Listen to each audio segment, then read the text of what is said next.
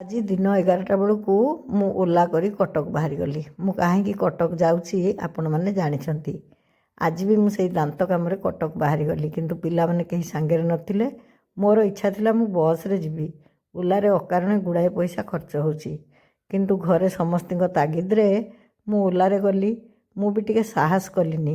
କଟକ ପଟକୁ କେଉଁଠି ଓହ୍ଲେଇବି, କେଉଁଠି କେମିତି କ୍ଲିନିକକୁ ଯିବି। ଯଦି କ'ଣ ହଇରାଣ ହେଲି ତାହେଲେ ପିଲାମାନେ ଗାଳି କରିବେ, ଆଉ ଯଦି ଡେରି ହେଇଯିବ ତାହେଲେ ମୋତେ ବହୁତ ସମୟ ଅପେକ୍ଷା କରିବାକୁ ପଡ଼ିବ।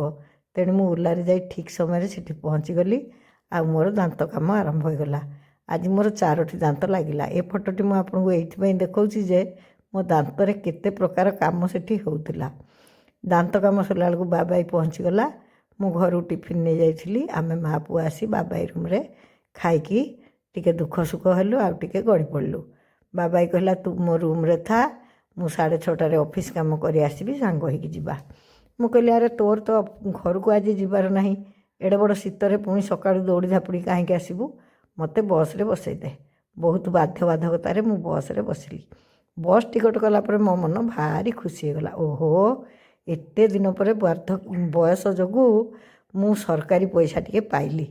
ସରକାରୀ ପଇସା ସିନା ପାଇଗଲି, କିନ୍ତୁ କେହି ବି ମୋତେ ଭଦ୍ରାମୀରେ ସିଟ୍ ଖଣ୍ଡିଏ ଛାଡ଼ିଲେ ନାହିଁ।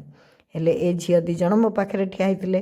ଏମାନେ ମୋତେ ଚିହ୍ନିଗଲେ, ଆଉ କହିଲେ କେଉଁଠି ଓହ୍ଲେଇବ। ମୁଁ କହିଲି କାଳୀ ମନ୍ଦିର।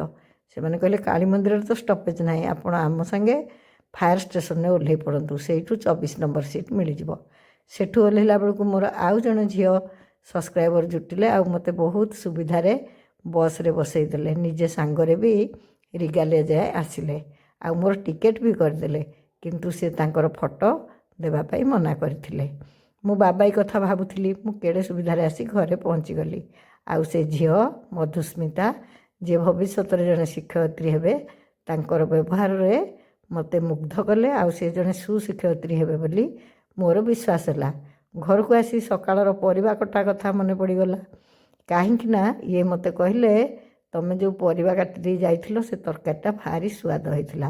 ସେଇ ଯେଉଁ ରାଇମ ଆପଣଙ୍କୁ କରିକି ଦେଖେଇଥିଲି, ମୋତେ ବୋହୂମାନେ କହିଥିଲେ ବୋଉ ତମେ ଟିକେ ପରିବାଟା ଭାଗ ମାପ କରି କାଟିଦିଅ। ମୁଁ କାଟିଦେଇ ଯାଇଥିଲି, ସେଇମାନେ ହିଁ ତରକାରୀ କରିଥିଲେ। ହେଲେ ଯାହା ବି ହେଉ ତରକାରୀ ସୁଆଦ ହେଇଥିଲା ବୋଲି ପ୍ରଶଂସା ପାଇ ଖୁସି ହେଲି। ଆଉ ସକାଳେ ଗୁନ୍ଥିଥିବା ହାରଟି ବି ଆପଣମାନଙ୍କୁ ଦେଖେଇଦେଲି। ଆଜି ଗୁରୁବାର ଥିବାରୁ ସକାଳୁ ମୁଁ ଫୁଲହାର ଗୁନ୍ଥିଦେଲି। ମୁଁ କେଡ଼େ ସୁବିଧାରେ ଘରକୁ ବସ୍ରେ ଚାଲି ଆସିଲି।